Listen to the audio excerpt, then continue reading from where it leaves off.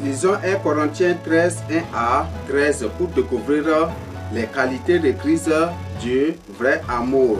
L'amour qui vient de Dieu. Nous lisons 1 Corinthiens 13 pour découvrir quelles sont ces qualités d'amour que nous devons avoir. Quand je parlerai les langues des hommes et des anges, si je n'ai pas la charité, je suis un airain qui résonne ou une cymbale qui retentit.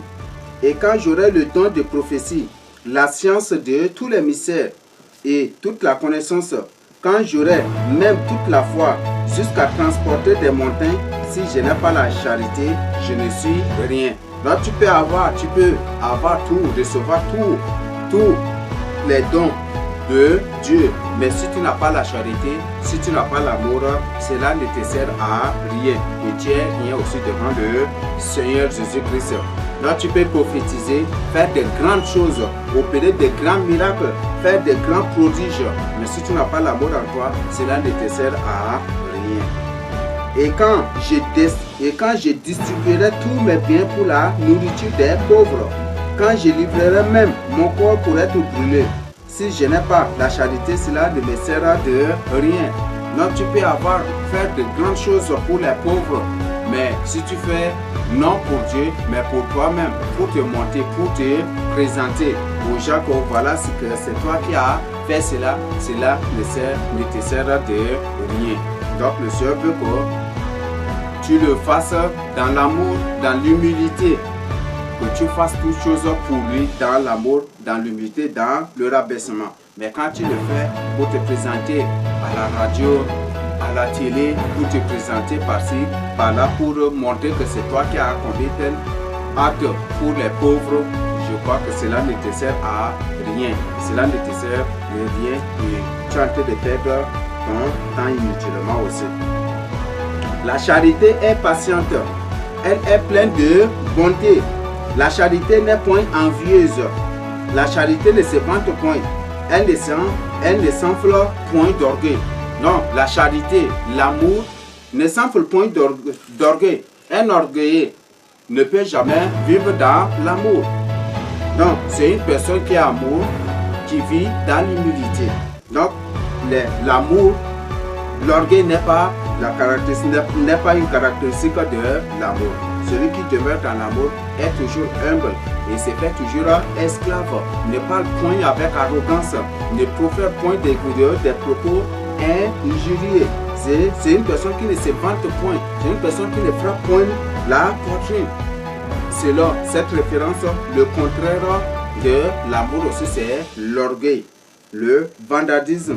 Donc parler avec orgueil, c'est frapper la poitrine pour se montrer que voilà on a fait ceci, voilà on est ceci, on est cela. La Bible dit que tu n'es rien devant Dieu.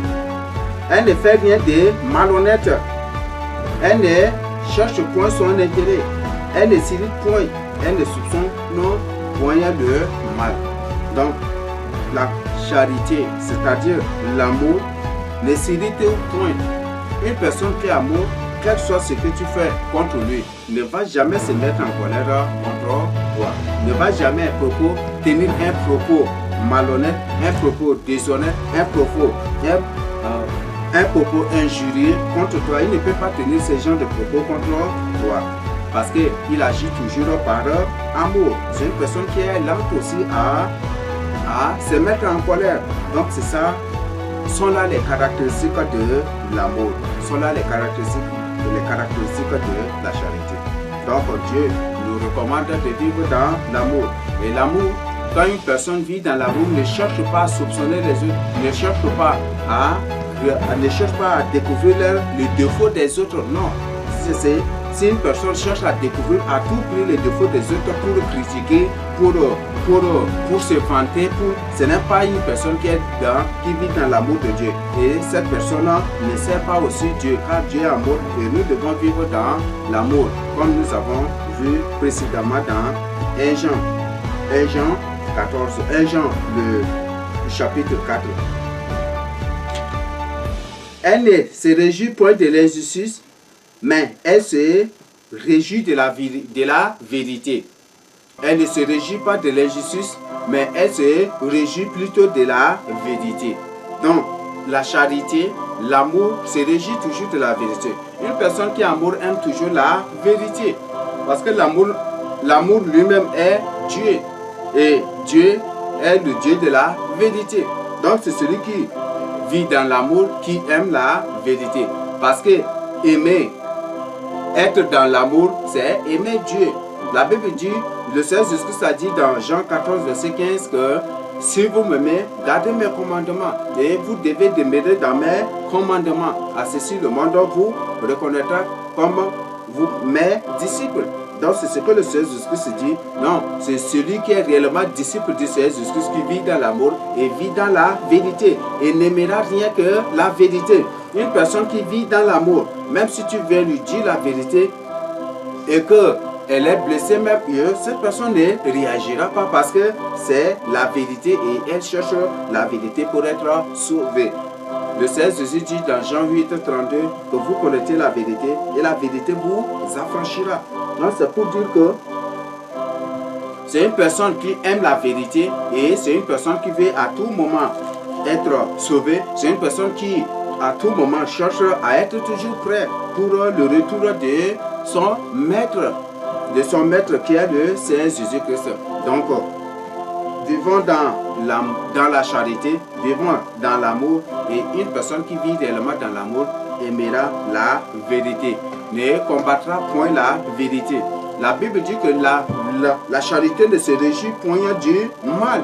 Beaucoup de chrétiens prennent plaisir aux maux des autres. C'est quand les autres souffrent qu'ils sont très contents, ils se glorifient avec. C'est quand leur frère tombe qu'ils sont très contents, ils se glorifient. Et ils partent partout pour témoigner que voilà, tel est tombé, tel est tombé, tel est tombé, tel est détruit. Et ils sont fiers de cela. Ça, ce n'est pas la preuve d'un enfant de Dieu. Ce n'est même pas un élu de Dieu. Et sachez bien que c'est une personne si une personne agit de la sorte, c'est une personne de la race de vipère. Ce n'est pas un humain normal, mais c'est plutôt un démon. C'est un démon, ce n'est même pas un humain normal. Car le Seigneur Jésus dit qu'il est venu pour chercher ce qui est perdu et égaré. Le Seigneur est venu pour les pécheurs. Il dit qu'il y a plus de joie dans le ciel quand un juste se répand. C'est pour dire que si une personne se détourne de la voie de la vérité, il y a des pleurs, il y a des regrets au ciel et il y a un silence total aussi au ciel. C'est pour nous signifier cela. Et c'est quand ce juste revient que la joie revient. Mais si cette personne se détourne de la vérité, le Seigneur est attristé et il y a aussi du silence dans le royaume des cieux à cause de cette unique personne qui s'est détournée de la vérité.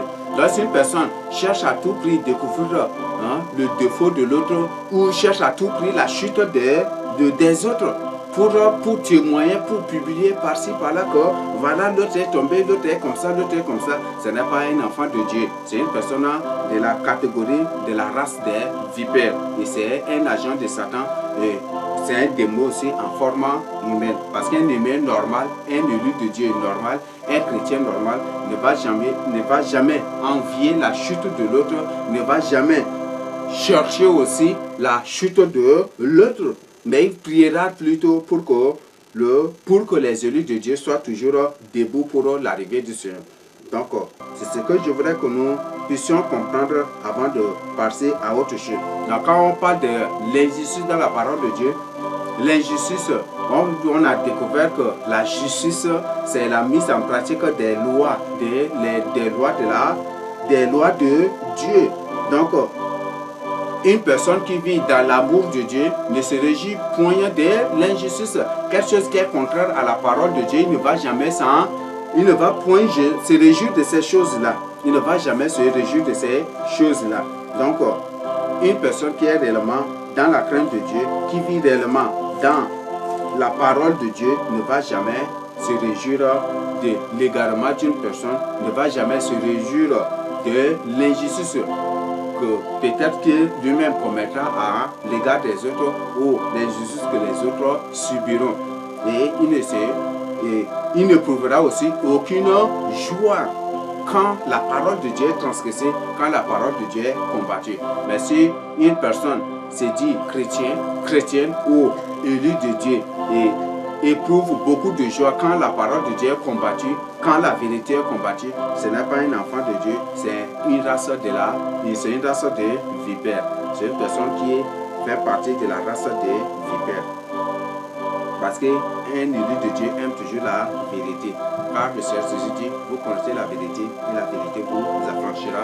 Jean 17 dit que ta parole est la vérité. Donc la parole de Dieu est la vérité. Et toute personne, tout élu est chrétien normal, un élu de Dieu normal, aime toujours la vérité et aimera toujours la vérité. Car c'est par la vérité qu'il sera sauvé. Nous évoluons dans le verset 6. Elle ne se réjouit point d'injustice, mais elle se réjouit de la vérité.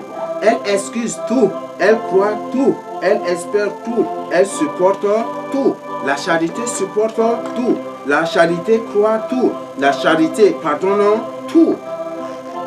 La charité pardonne tout. Une personne qui vit réellement dans l'amour, si tu l'offenses, il est prompt à te pardonner. Il est prompt à te pardonner. Même si tu l'offenses avant que tu ne viennes vers lui pour lui demander pardon, il t'a déjà pardonné. C'est ça la preuve de l'amour. Et c'est ce que Dieu fait aussi à notre égard. Donc, avoir l'image de Christ en nous, avoir l'image de Dieu en nous, c'est être prompt aussi à pardonner les autres comme lui-même. Il est prompt à nous pardonner. Et c'est une personne qui croit à tout. Il croit, il ne croit pas à n'importe quoi, mais il croit aux paroles de Dieu. Si c'est quelque chose qui vient de Dieu, aussitôt il le sait. Quelque chose qui vient de Dieu, il croit et il accepte, il tient ça à deux mains. C'est ce que la Bible nous dit ici. Et c'est une personne qui espère tout et qui supporte tout. Si tu vis avec une personne qui est amour, peut-être c'est des années, tu peux l'offenser des années, mais il ne va jamais réagir. Il ne va jamais se mettre en colère contre toi, il ne va jamais te battre, il ne va jamais t'insulter, faire quoi que ce soit, mais il continuera toujours par supporter. Mais peut-être le jour où il est vraiment dépassé, qu'il va s'élever pour te relater tes actes dans le but que vous puissiez vous pardonner. Ce n'est pas dans le but de te chasser, ce n'est ni dans le but de vous quereller, ce n'est point aussi dans le but de vous battre. Donc, une personne qui vit dans l'amour est prête toujours à pardonner aux autres leurs péchés, est toujours prête à tout supporter, Et c'est une personne qui est lente à se mettre en colère, qui supporte tout, elle est lente à se mettre en colère. Et elle pardonne aussi promptement. C'est ce que la Bible nous dit ici dans 1 Corinthiens 13. La charité ne périt jamais. Donc la charité, l'amour ne disparaîtra jamais. C'est pour cette raison qu'il est impératif pour nous, élus de Dieu, de vivre et de demeurer dans l'amour. Quand tu ne vis pas dans l'amour, tu es appelé à disparaître un jour. Parce que là, c'est seuls ceux qui demeurent dans la charité, seuls ceux qui demeurent dans l'amour, c'est ceux-là qui demeureront éternellement. Comme le Seigneur Jésus dit, si vous demeurez dans ma parole, vous ne verrez jamais la mort. Donc, si tu demeures dans la charité, si tu vis dans l'amour, tu ne verras jamais la mort. Tu ne verras jamais la mort, tu demeures éternellement. Tu ne périras jamais comme la charité, elle-même ne périra jamais. Mais si tu ne vis pas dans la charité, dans l'amour, pour un rien, tu te mets en colère contre ton frère. Pour un rien, tu te mets à critiquer ton frère. Pour un rien, tu l'insultes, tu le dénigres, tu le diffames, pour te vanter, pour t'enorgueillir et pour t'élever au-dessus des autres. Pour rien, tu te mets à l'insulter. Pour rien, tu ne fais que le critiquer ou la diffamer. Cela va te conduire à la ruine. Ce n'est pas une preuve d'amour là. Et quand l'amour n'est pas là, c'est la ruine qui vient. Et cette personne périra sauvagement un jour à l'autre. Donc, demeurons dans la charité comme la Bible nous dit. La Bible continue par nous dire, les prophéties prendront fin. Donc les prophéties, aujourd'hui Dieu, par sa grâce, nous donne son esprit et nous révèle des choses, nous accorde des prophéties. Et ces prophéties prendront fin. Ces prophéties prendront fin.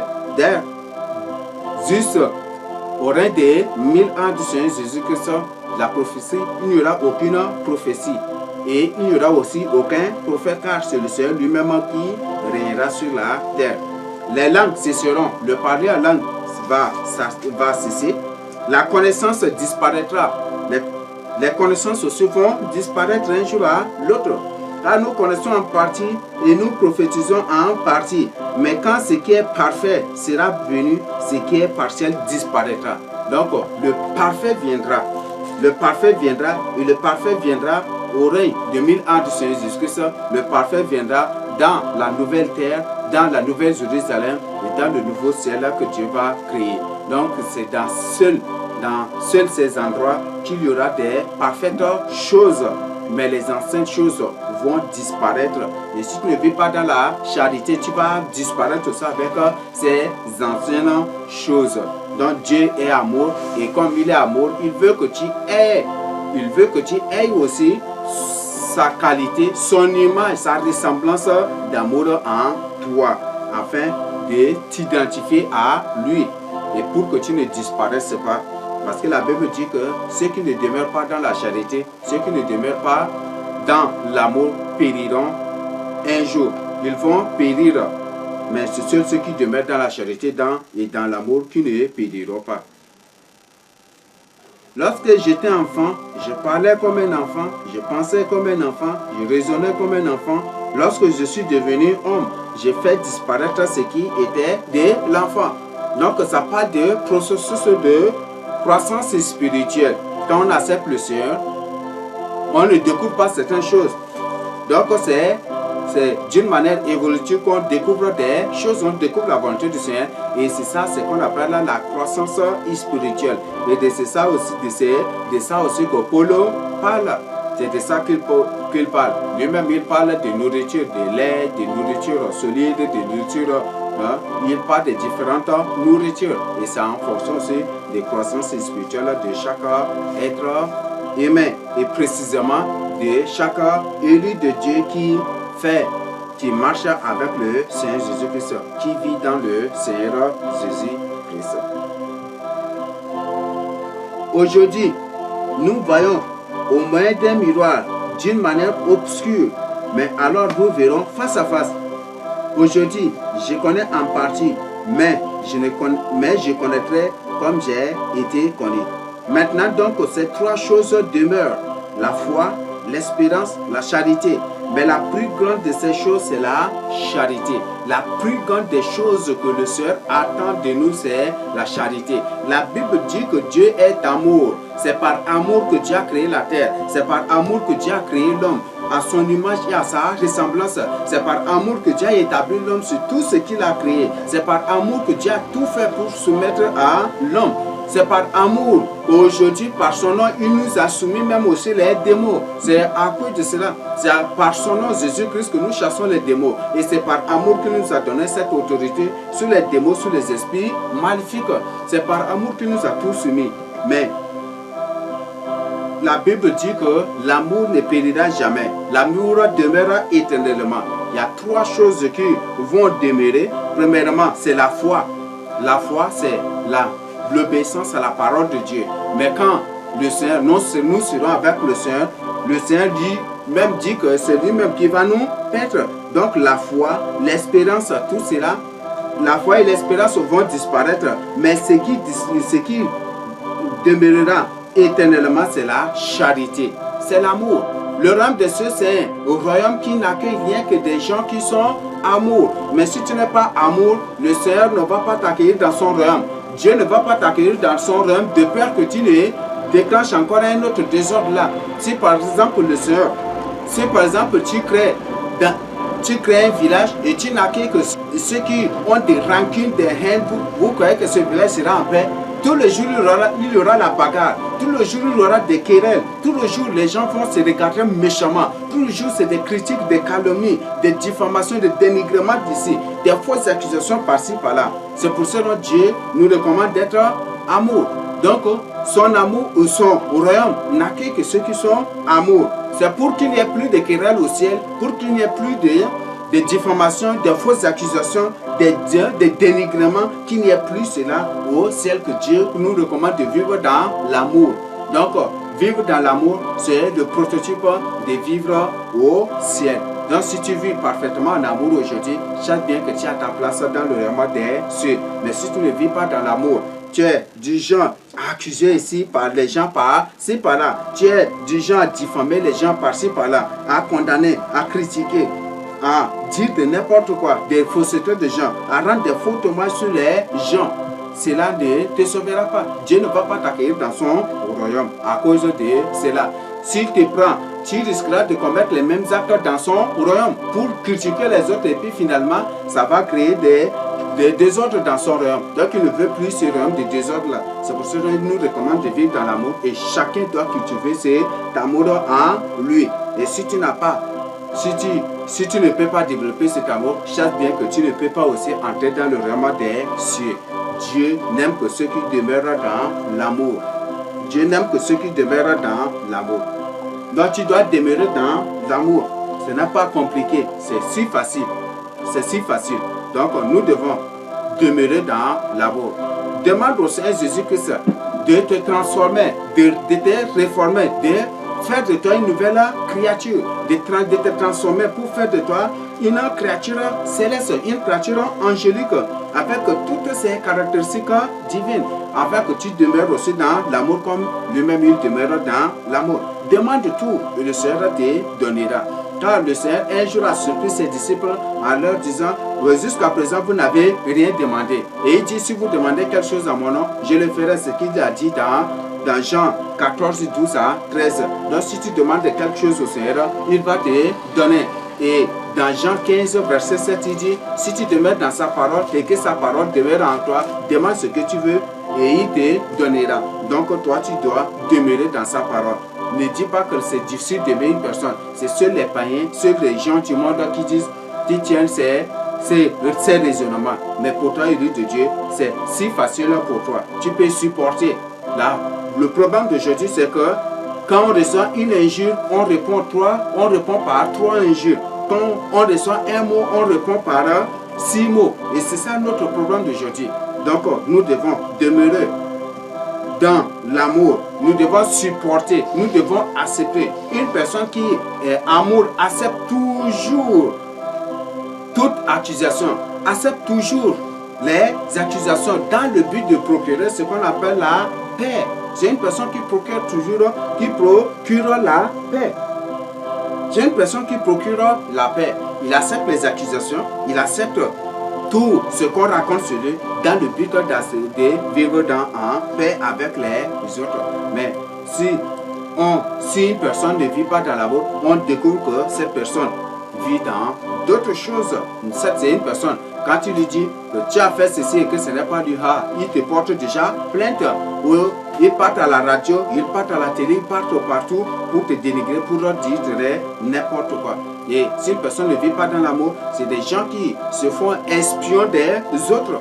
Ce sont des gens qui espionnent les autres, qui ne demeurent pas, qui espionnent les autres, qui cherchent toujours à découvrir les défauts des autres, qui cherchent toujours à découvrir les failles des autres, qui cherchent toujours à découvrir les péchés des autres, dans le but de crier que voilà, c'est comme ça. Ce sont ces gens-là, ce sont des pharisiens modernes, et ce sont des gens de la catégorie des races de vipères. Ce sont des vipères en personne aussi. Donc, c'est ce que je voudrais que nous puissions comprendre. Donc, la Bible dit que l'amour demeure éternellement et celui qui demeure dans l'amour vivra aussi éternellement, comme Dieu lui-même est amour et demeure éternellement. Donc, c'est une recommandation que Dieu nous a adressée. C'est un ordre que Dieu nous donne, car dans Jean 3, verset 36, il dit, si vous m'aimez, gardez mes... Il dit dans Jean 3, 36, qu'est-ce qu'il dit? Voici, je vous donne un commandement nouveau. Je vous donne un commandement nouveau. Aimez-vous les uns les autres. Donc, ce qu'il nous a dit dans Jean 13, 34 à 35. Donc, si tu ne demeures pas dans l'amour de Dieu, tu ne lui appartiens pas. Tu ne lui appartiens pas. Et la Bible dit que nous devons avoir l'amour, l'image de Christ en nous. Et c'est pour ça que Romain dit, si quelqu'un n'a pas l'esprit de Christ, il ne lui appartient pas, car l'esprit de Christ est l'esprit d'amour. C'est un esprit d'amour, pas un esprit de rébellion, ni un esprit d'orgueil, ni un esprit d'arrogance, ni un esprit de colère, de haine, de rancune. Ce n'est pas un esprit de désordre, mais c'est plutôt un esprit d'amour, un esprit d'humilité, de rabaissement, un esprit de joie, un esprit qui cherche toujours la paix. C'est pour ça que le Seigneur dit que je vous donne ma paix, je ne vous donne pas comme le monde vous donne, mais c'est une paix parfaite, et cette paix nous est accordée par l'Esprit. La Bible dit que le Seigneur a dit dans Jean 15 et dans Jean 16 que je vous enverrai le consolateur. Donc c'est celui qui console notre cœur et celui qui nous orientera dans toutes choses. Donc c'est l'esprit de consolation que Dieu nous donne, c'est l'esprit de paix, et cet esprit est capable, et par cet esprit nous sommes capables de procurer la paix là où elle ne doit pas y être. Nous sommes capables de faire cela. Par cet esprit, nous sommes capables de créer la guérison, la santé là où elle est impossible d'y être. C'est parce que c'est par l'esprit. C'est l'esprit qui opère tout, c'est l'esprit qui exécute tout, c'est l'esprit qui accomplit tout. Donc, demeurons dans l'amour de Dieu. Demeurons dans l'amour de Dieu et nous n'accomplirons point les désirs de la chair. Nous n'accomplirons point nos désirs charnels, et nous ne tomberons point aussi dans le piège de l'ennemi. Maintenant, nous allons entrer dans d'autres parties. Premièrement, nous allons découvrir la manifestation ou les manifestations de l'amour. Comment une personne qui a amour se comporte et comment reconnaître une personne qui vit dans l'amour. Premièrement, on reconnaît une telle personne par rapport à son langage et par rapport au ton aussi. C'est une personne qui a un langage doux et qui parle toujours avec amour aux autres. Mais il y a des gens qui ont des langages durs. Quand ils parlent, même le visage est dur. Le langage aussi est dur. On n'arrive pas à comprendre. Ça, ce n'est pas une personne qui vit dans l'amour de Dieu. Donc, ce n'est même pas aussi un enfant de Dieu. Donc, nous devons chercher à améliorer nos langages. Nous devons avoir un langage doux, parler avec amour, avec douceur. C'est ce que Dieu nous recommande. Mais si une personne parle avec un langage dur, avec des paroles dures, avec des mots durs, choquants, ce n'est même pas un enfant de Dieu. Ce n'est même pas un enfant de Dieu. Donc nous devons chercher à bannir ça de nous. Si tu parles toujours avec des mots choquants dans le but de toucher les autres pour leur prouver que toi aussi tu es là, tu n'es pas un enfant de Dieu. Tu es un païen. Tu es pire qu'un païen encore. Et au ton aussi, il y a des gens qui ne savent pas parler par rapport au ton, à la voix. Il y a des gens qui en parlant aux autres, bien que c'est une parole d'amour, mais on va découvrir que la voix c'est une voix dure. On n'arrive pas à connaître, on n'arrive pas vraiment à vivre en paix avec ces gens-là. Donc nous devons améliorer notre voix, l'intonation, nous devons régler aussi notre programme de ton. Mais parlons toujours avec douceur, avec un esprit bien disposé, avec un cœur bien disposé, un cœur plein d'amour. C'est ce que Dieu veut de nous. Je crois que c'est bon que nous puissions lire Galates 5, 19 à 21 pour découvrir les fruits de l'esprit.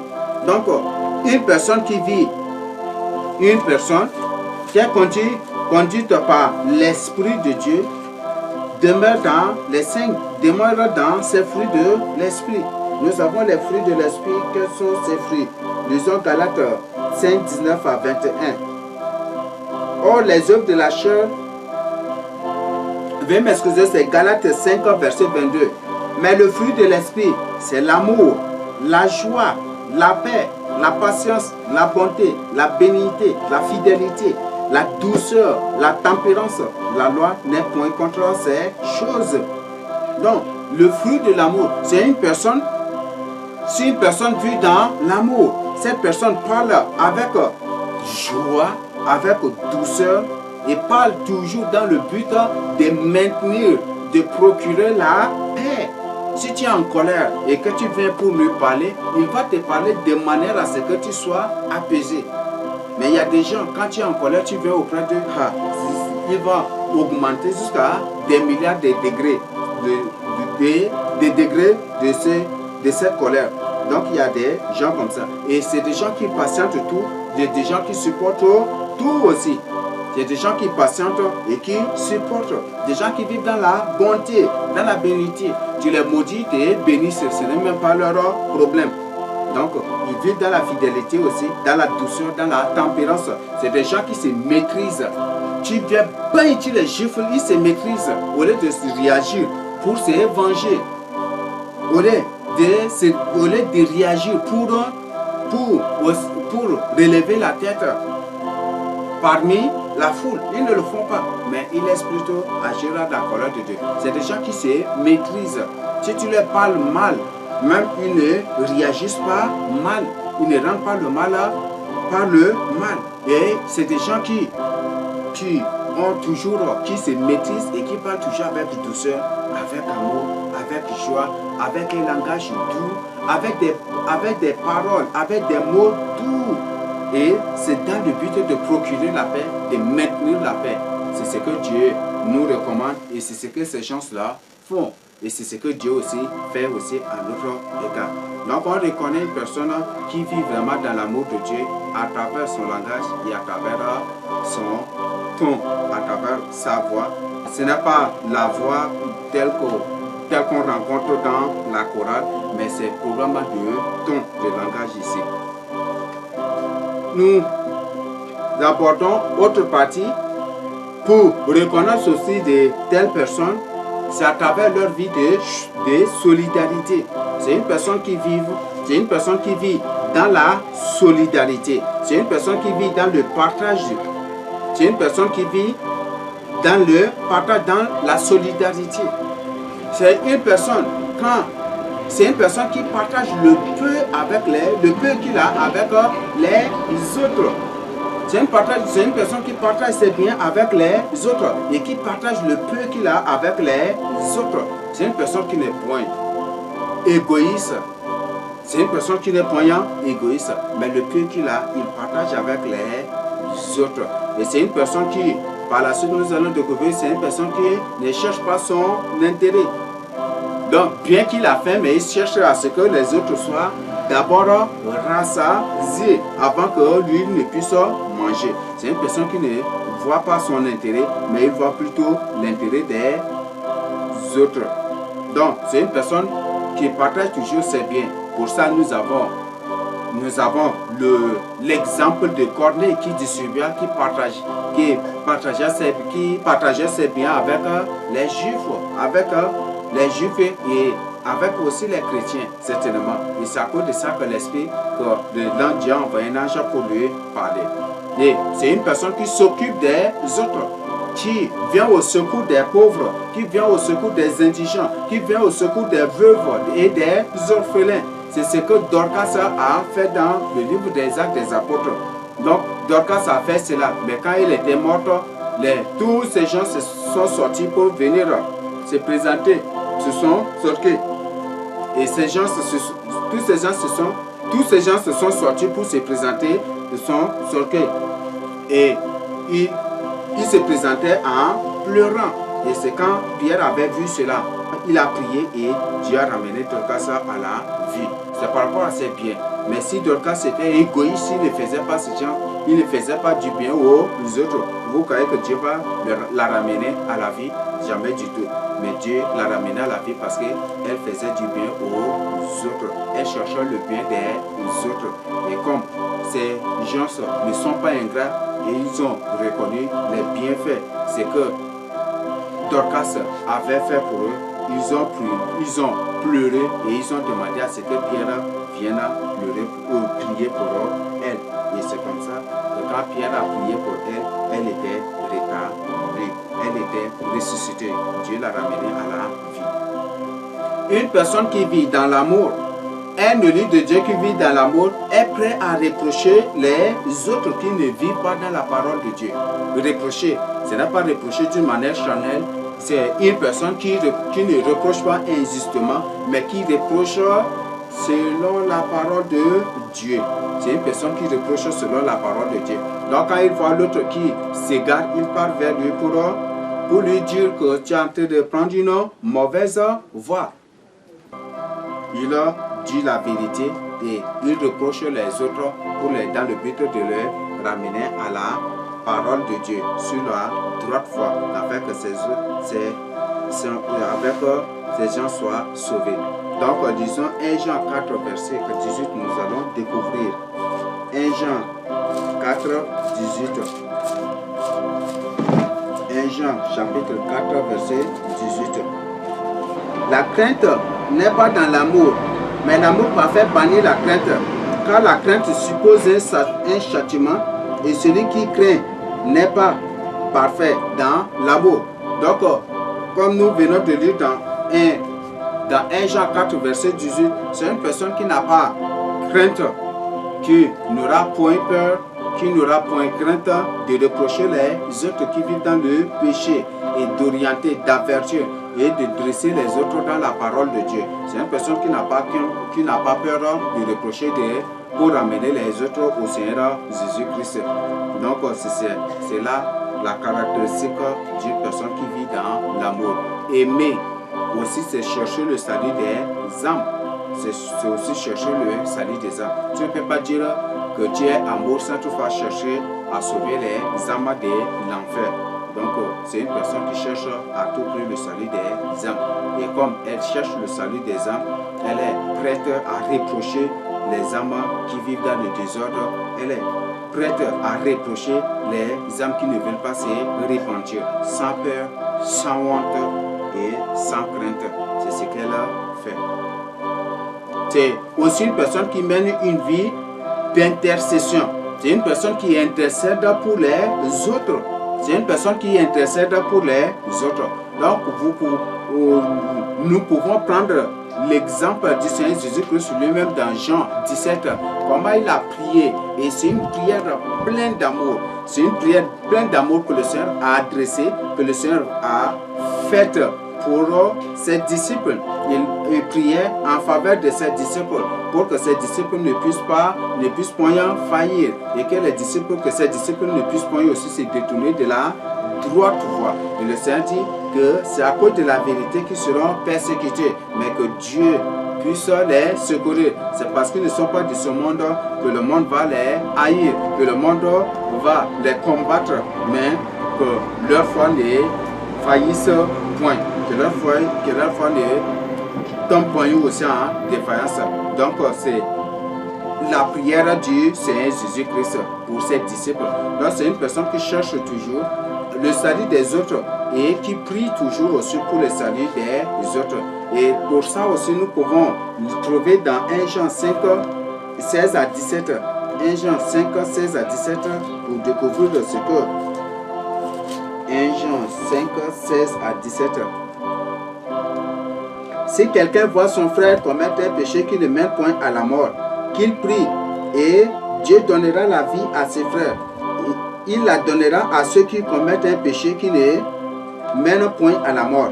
Il y a un péché qui mène à la mort, ce n'est pas pour ce péché-là que je dis de prier. Toute iniquité est un péché. Il y a un tel péché qui ne mène pas à la mort. Donc, si une personne vit dans le péché et que c'est un péché qui ne mène pas à la mort, cette personne qui vit dans l'amour est prête à intercéder pour cette personne afin que ses frères ne puissent pas tomber dans le feu ni dans la géhenne, mais que ses frères soient sauvés. Donc une personne qui vit dans l'amour de Dieu, c'est une personne qui intercède toujours pour les autres. Mais quel est ce péché-là qui ne mène point à la Quel est ce péché-là qui mène à la mort? C'est le blasphème contre l'Esprit Saint. Donc en lisant Marc 2, 28 à 30, nous allons découvrir que c'est le péché de blasphème contre l'Esprit qui est un péché impardonnable. Et c'est un péché qui mène à la mort. Donc si toi, tu prends tout ton temps pour prier pour ceux qui ont déjà blasphémé contre l'Esprit Saint, tu es en train de perdre ton temps. Et si tu ne fais pas attention, toi-même tu seras aussi tenté. Donc, fais vraiment attention de fais vraiment attention dans ta prière. Il ne faut pas prier pour n'importe qui, mais prie que pour ce que Dieu vous oriente, ce que le Seigneur vous révèle de prier pour et qu'il faut vraiment le faire. Mais si tu te mets à prier pour n'importe qui, tu tomberas, tu risqueras de tomber aussi dans ce péché, où tu risqueras d'offenser l'Esprit Saint, tu risqueras d'offenser le Seigneur Jésus-Christ, tu risqueras d'être tenté et toi-même tu risqueras un jour à l'autre de tomber dans le péché de blasphème contre l'Esprit Saint. Donc, si tu vois un frère, si tu vois une personne qui mène une vie, qui vit dans un péché ou qui mène une vie de péché qui mène à la mort, il ne faut jamais intercéder pour lui. Mais si c'est un péché qui ne mène pas à la mort, c'est pour cela, c'est pour ce péché, c'est pour de tels péchés que nous devons vraiment prier pour que le frère il soit dépouillé, il soit détaché, il soit délivré. Donc c'est ce que Dieu nous recommande de faire. Mais faisons-le pour le salut des âmes. Nous découvrons aussi qu'une personne qui vit dans l'amour de Dieu mène toujours une vie d'évangélisation. C'est une personne qui vit dans l'évangélisation. Dans Jean 15, verset 16. Jean 15, verset 16. Nous découvrons Jean 15, verset 16. Qu'est-ce que Dieu nous dit? Ce n'est pas vous qui m'avez choisi, mais moi, je vous ai choisi et je vous ai établi afin que vous alliez et que vous portiez du fruit et que votre fruit demeure, afin que ce que vous demandez au Père en mon nom, il vous le donne. Ce que je vous commande, c'est de vous les aimer les uns les autres.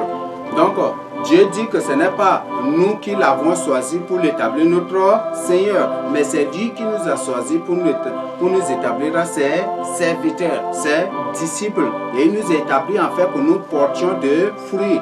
Donc si réellement nous mettons en pratique la parole de Dieu, nous devons aussi mener une vie d'évangélisation. Car dans Marc, Dieu dit, allez, faites de toutes les nations des disciples dans Marc 16, 15. Donc Dieu nous recommande d'aller et de faire de toutes les nations des disciples. Nous devons demeurer dans l'évangélisation. Donc une personne qui vit dans l'amour évangélise. Et quel est le but de l'évangélisation? C'est chercher. C'est par amour que Dieu est venu pour nous prêcher. Le Seigneur est parti d'un lieu à un autre pour annoncer la bonne nouvelle pour le royaume des cieux, afin que ceux qui l'écoutent, ceux qui l'acceptent, ceux qui reçoivent ces messages ne puissent point être jetés dans l'étang de feu. C'est ça ce qu'il a. Et c'est par amour qu'il fait cela. C'est par amour qu'il a fait cela. Et une personne également qui a l'image du Seigneur Jésus-Christ. Et cette image qui est celle de l'amour. Cette image qui est l'amour de Dieu qui est en lui. Cette personne, s'il a cette image, elle-même va s'engager pour évangéliser, pour témoigner le Seigneur Jésus-Christ, pour témoigner les bienfaits que le Seigneur a fait pour lui. Cette personne elle-même va s'engager à témoigner, à annoncer la bonne nouvelle, afin que des âmes soient sauvées. Évangéliser, c'est chercher à arracher les âmes de l'enfer. Mais il y a beaucoup de gens qui disent qu'ils sont amoureux, qui vivent dans l'amour, mais qui n'évangélisent point. Mais quand tu n'évangélises point pour arracher les âmes de l'enfer, tu es pire qu'un démon, tu es pire qu'un méchant. C'est ça l'acte de méchanceté dont Dieu parle. Donc maintenant une vie d'évangélisation, et mener une vie d'évangélisation, c'est ça aussi la preuve de l'amour que Dieu veut de nous, et que c'est ça aussi la preuve de l'amour que Dieu réclame de nous. Nous avons la paix, c'est une personne qui vit dans l'amour de Dieu, cherche toujours à vivre en paix avec les autres. C'est une personne qui procure toujours la paix et qui accepte les torts, qui accepte les accusations, qui accepte tout ce qu'on raconte sur lui dans le but de vivre en paix avec les autres. S'il n'a pas volé et que vous l'accusez d'un voleur, il accepte et il fait la restitution dans le but de vivre en paix et de procurer la paix là où c'est impossible. Donc c'est une personne qui accepte tout. Mais aujourd'hui, on découvre que les élus de Dieu n'acceptent point cela. Tu dis tu es un voleur, c'est lui qui va te porter plainte. Est-ce que c'est bon vraiment pour un élu de Dieu de porter plainte de porter plainte au commissariat ou à la justice ou quelque part pour se justifier devant le monde. On doit chercher la justification qui vient du Seigneur Jésus-Christ. Ne cherchons point la justification qui vient du monde. Ne cherchons point la justification qui vient du monde. Donc, si on t'accuse de quoi que ce soit, si on t'accuse de vendeur de drogue, de vendeur de quoi que ce soit, attends la vengeance de Dieu. Le Seigneur va te venger de telles accusations. Le Seigneur ne restera point indifférent face à cela. Lui-même, il s'élèvera pour te venger, pour te faire justice. Lui-même va te justifier et tu verras le sort de ces gens. Donc, acceptons tout pour procurer la paix. Acceptons tout pour le Seigneur Jésus-Christ. Et la Bible dit que nous sommes comme des moutons envoyés au milieu des loups. Donc si nous sommes sur la terre, nous sommes au milieu des loups. Mais quand les loups voient un mouton, voient une proie, qu'est-ce qu'ils font? Ils commencent à aboyer. Ils commencent à aboyer par des menaces par-ci par-là. Donc nous sommes toujours sous les menaces du monde, des gens qui ne sont pas sauvés. Nous sommes toujours en proie aux menaces des démons. Nous sommes toujours en proie aux menaces des gens qui ne sont pas sauvés, des agents de Satan. Mais si à chaque menace tu veux réagir, tu veux te justifier, à chaque accusation tu veux la justification du monde, le monde appartient à Satan. Et si tu veux que c'est Satan qui te justifie, sache bien que tu risqueras de devenir serviteur de Satan après. Donc acceptons tout pour le salut de nos âmes. Acceptons tout aussi en guise de preuve d'amour que nous devons monter, présenter au monde et au Seigneur Jésus-Christ que nous avons réellement aussi son image en nous. Une personne qui vit dans l'amour, comme je l'avais annoncé précédemment, c'est une personne qui vit, qui ne cherche pas son intérêt, mais qui cherche plutôt l'intérêt des autres. C'est une personne qui cherche plutôt l'intérêt des autres. C'est une personne qui veut plutôt le bien-être des autres. Il n'aime pas vraiment son bien-être en tant que tel, mais plutôt le bien-être des autres. Non, c'est ça, c'est ce qui la caractérise aussi. C'est ce qui la caractérise. Donc, vivons, soyons aussi ainsi.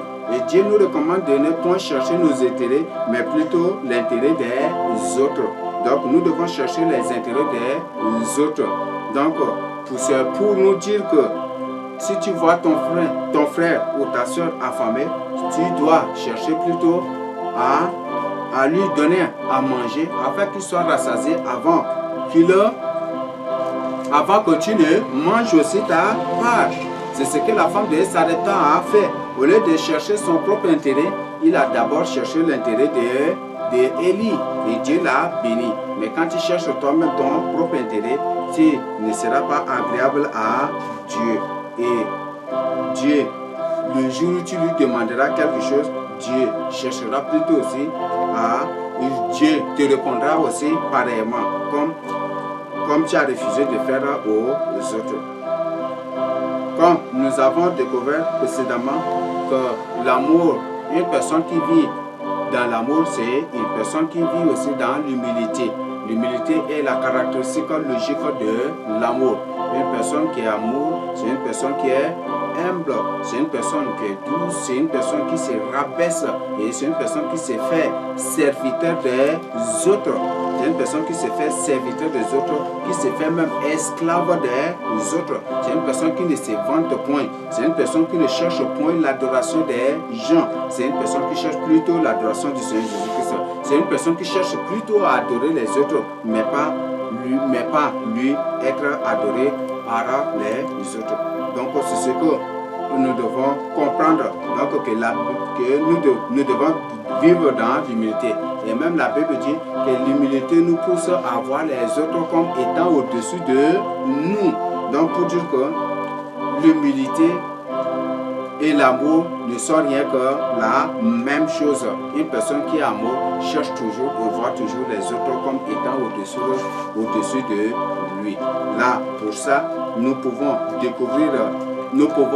relire Galates 5, 21, 2 pour pour découvrir.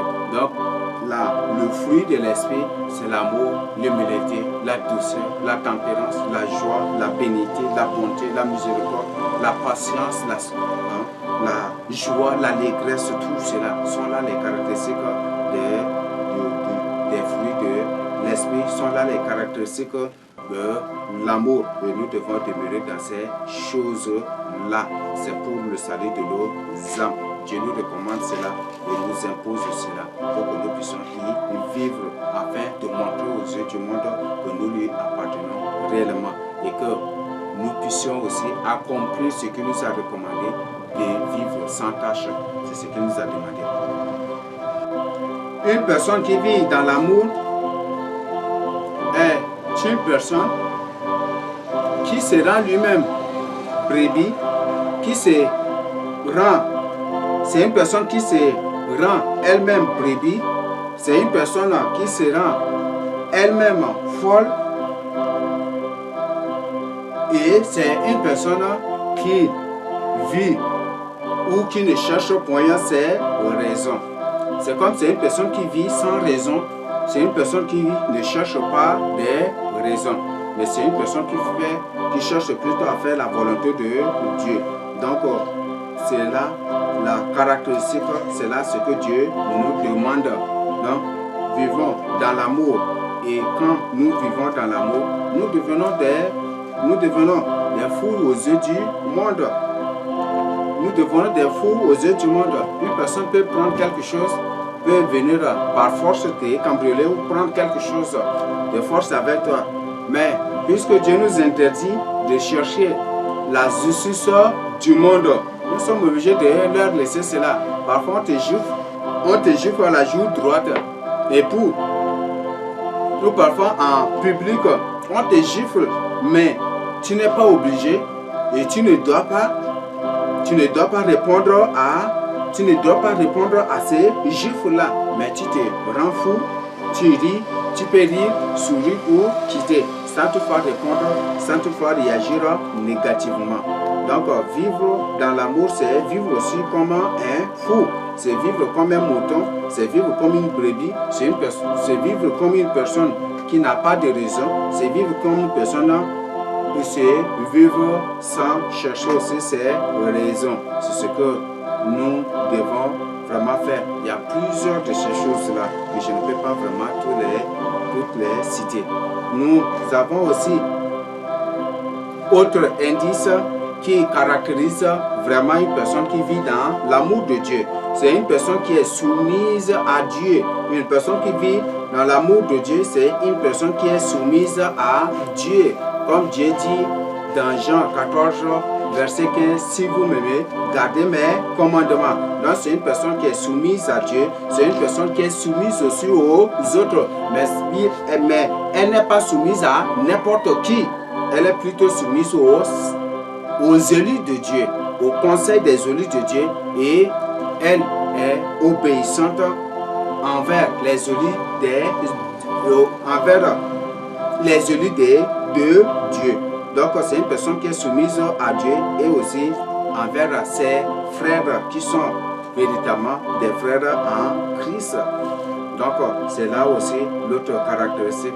Quand on lui produit des conseils, on lui donne des orientations, il analyse à la lumière de la parole de Dieu. Si ça vient de Dieu, aussitôt il prend ça pour mettre en pratique. Et c'est ça aussi la soumission. C'est ça obéir. C'est ça, c'est se mettre à Dieu. C'est une personne qui est prête à pardonner. C'est une personne qui est prête à pardonner les autres. C'est une personne qui excuse tout et qui bannit la haine. C'est une personne qui ne vit point dans la haine, qui ne vit point dans la rancune. Aujourd'hui, les chrétiens vivent dans l'hypocrisie. Leur cœur est plein de rancune. Leur cœur est plein de haine contre les autres. Ils lient les autres dans leur cœur. Ils ne veulent même pas les délier. Ils ne veulent même pas les libérer de leur cœur. Et ils se disent des chrétiens aussi. Nous devons fuir ces pratiques-là. Nous devons fuir ces pratiques. Nous devons être prêts à pardonner les autres. Nous devons être prêts à pardonner, à libérer les gens de nos cœurs. Mais si toi, élu de Dieu, tu n'es pas prêt à pardonner aux autres leurs péchés, Dieu dit que Dieu aussi ne sera pas prêt à pardonner aussi tes offenses. Donc chasse bien cela et ôte la haine de toi. Parce que si tu as de la haine pour les autres, Dieu lui-même aussi aura de la haine pour toi. Car le Seigneur Jésus dit, ce que vous ne voulez pas que les gens fassent pour vous, ne faites pas de même aussi pour eux. Parce que si tu ne veux pas que les gens te gardent rancune, il ne faut pas aussi garder rancune contre les autres. Mais si les autres ne te gardent pas rancune et que tu gardes rancune contre les autres, c'est Dieu qui te gardera rancune. Et quand tu vas le supplier, le jour où tu vas le supplier, le jour où tu vas le prier pour intervenir, pour faire quelque chose pour toi, il se détournera de toi. Donc, ne vis pas dans la haine, ne vis pas dans la rancune, ne vis pas dans la tristesse, dans l'irritation contre ton prochain, ne vis pas dans la colère, ne vis pas dans ces choses-là contre les élus de Dieu et contre tes frères. Et ne vis point aussi dans ces choses contre qui que ça soit, mais vivons plutôt dans l'amour. C'est ça aussi les caractéristiques, c'est ça aussi la caractéristique d'un élu de Dieu, d'une personne qui vit réellement dans l'amour. Car Dieu est amour et nous veut aussi que nous puissions vivre dans l'amour. Si Dieu vit dans l'amour, si Dieu vit dans la haine ou dans la rancune, je crois que personne n'aura de réponse à ces prières parce que Dieu ne va pas les exaucer. Mais si Dieu nous exauce, c'est une grande preuve d'amour que nous devons aussi manifester envers les autres, que nous devons aussi cultiver dans notre vie. C'est une personne qui est prompte à oublier les vices, à oublier des vices, des torts, des maux subis de la part de quelqu'un ou des autres. Quand tu lui fais du mal, il oublie. Il oublie sous le champ tout ce que tu lui as fait. Et il efface cela. Et cela fait ce qui fait qu'il ne garde pas rancune contre une personne. Il n'a pas de la haine contre une personne aussi. Donc c'est une personne qui oublie au fur et à mesure, qui oublie tous les maux subis. Tu lui fais du mal aujourd'hui, il oublie tout cela. Et il efface cela de son cerveau, de sa mémoire, de sa conscience, de son cœur, de tout son être entier. Donc c'est ce que la Bible nous dit. C'est ce que le Seigneur Jésus-Christ c'est ce que le Seigneur Jésus-Christ aussi fait. Quand nous lui confessons nos péchés, nous l'offensons, nous l'irritons, nous l'insultons. Mais quand nous revenons, au fur et à mesure, il nous pardonne. Et c'est pour cette raison que quand nous revenons à lui, il nous accueille à bras ouverts, avec amour et avec promptitude. Et ce qui fait qu'il y a plus de joie au ciel pour une seule personne qui vient au Seigneur Jésus-Christ, pour une âme perdue qui vient au Seigneur Jésus-Christ, pour celui qui au début combattait le Seigneur Jésus-Christ de toute sa force, mais qui par la suite prenait conscience de cela et vint au Seigneur Jésus. C'est pour ces gens-là que les gens se réjouissent et c'est à cause de ça que les gens se réjouissent. Donc, vivons dans l'amour et bannissons toutes ces choses, les mauvaises pensées que nous concevons contre les autres. Nous devons bannir ça, ôter, effaçons ça par le sang de Jésus-Christ. Nous ne devons pas concevoir de mauvaises pensées contre les autres. Nous devons effacer toutes choses que nous avons classées quelque part dans notre cerveau, dans notre mémoire ou dans notre subconscience. Nous devons tous les effacer par le sang de Jésus-Christ afin que la haine ne puisse point germer en nous et afin que la rancune aussi ne puisse point germer en nous. Ce que je voudrais partager avec nous à travers ces points. Une personne qui vit dans l'amour, c'est une personne qui vit selon l'esprit et qui est conduite par l'esprit de Dieu. C'est une personne qui vit selon l'esprit de Dieu et qui est conduite par l'esprit de Dieu. Et c'est une personne qui mène une vie d'amour sans intérêt. Il y a ce qu'on appelle l'amour par intérêt. Il y a beaucoup de chrétiens aujourd'hui qui s'aiment par intérêt. Il y a beaucoup de chrétiens qui s'aiment par intérêt aujourd'hui. Il aime les riches parce que celui-là est riche et s'il devient son ami, s'il l'aime et en lui donnant ça, le riche aussi va venir à son secours un jour à l'autre. S'il donne un billet de 10 000, il sait bien que prochainement, s'il s'il rencontre une difficulté, il trouvera 10 000 de la part de celui au secours duquel il est venu en aide. Donc c'est ce que les gens font aujourd'hui. Ça, ce n'est pas un amour que nous devons cultiver, ce n'est point un amour que nous devons garder, mais nous devons bannir ça de nous.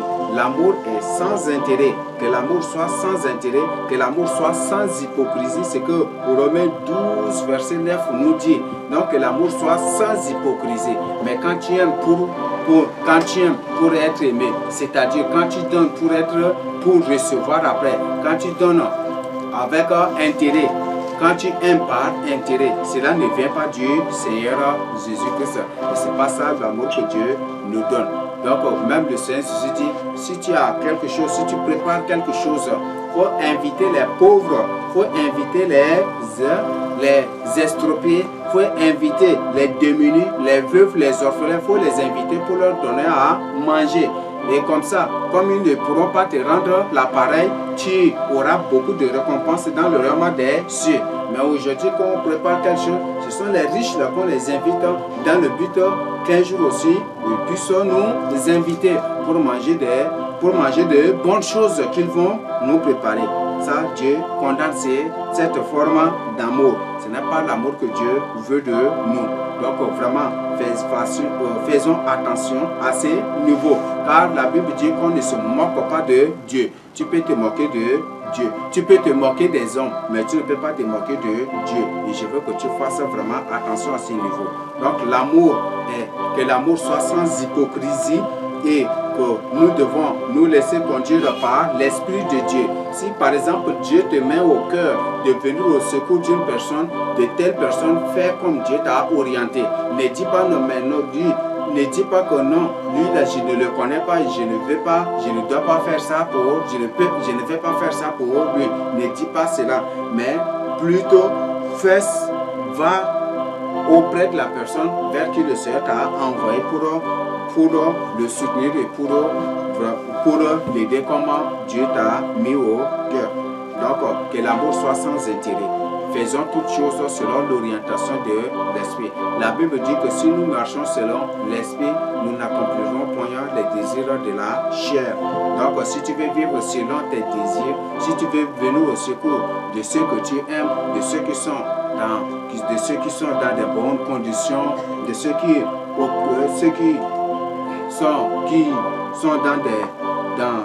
occupent des hauts rangs sociaux, dans le but d'être soutenu et un jour à l'autre, sache bien que c'est de l'hypocrisie devant le Seigneur et Dieu condamne de telles formes d'amour. Ce n'est même pas l'amour, mais ce n'est rien que la tontine devant Dieu.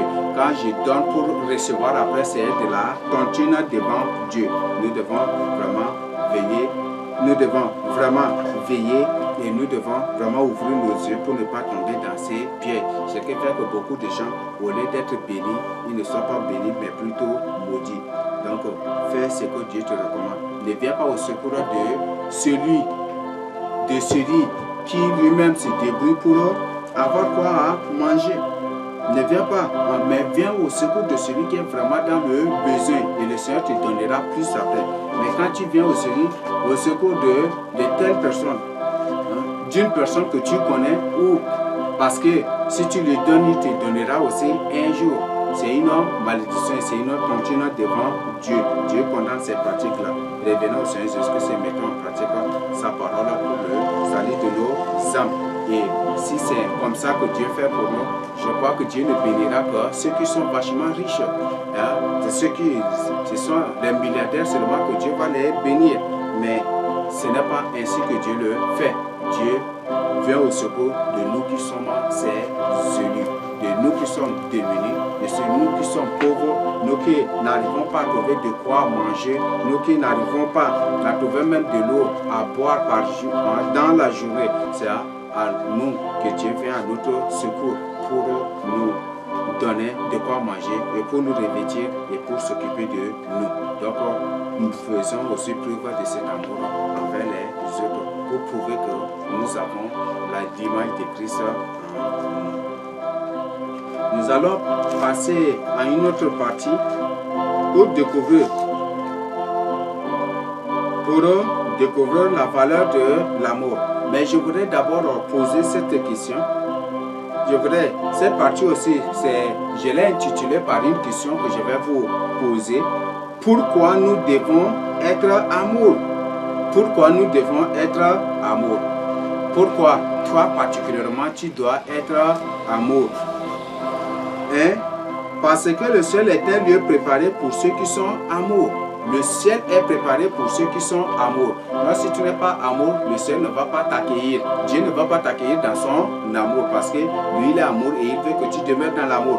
Mais puisque tu ne demeures pas dans l'amour, tu es du diable, il va te rejeter. Et nous allons découvrir ça dans l'un des versets que nous allons lire après.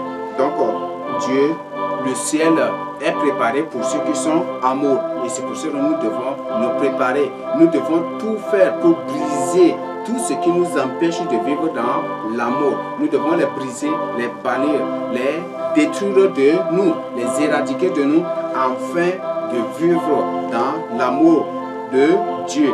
Et afin d'être amour aussi comme Dieu, pour que nous puissions être un avec le Seigneur Jésus-Christ. Mais si tu ne vis pas dans l'amour, le Seigneur est amour et toi tu n'es pas amour. Il n'y aura pas vraiment là, il n'y aura point de liaison. Il n'y aura point de liaison, il n'y aura point aussi de ressemblance. Parce que ça fait deux choses différentes. Dieu est amour et toi tu n'es pas amour, ça fait deux choses différentes. Mais quand Dieu est amour et toi aussi tu es amour, ça fait une ressemblance. Et c'est pour cette raison que Dieu dit que vous, que moi, je serai en vous et le Père aussi viendra en vous aussi. Et on sera une seule personne. Donc nous devons demeurer dans l'amour de Dieu. Et c'est ce que Dieu nous recommande. Comme nous avons lu dans Jean 13, du verset 14 à 34 à 35, nous allons découvrir que si vous demeurez dans mon amour, c'est ainsi que le monde reconnaîtra que vous êtes réellement mes disciples. C'est ce que le Seigneur Jésus nous a demandé.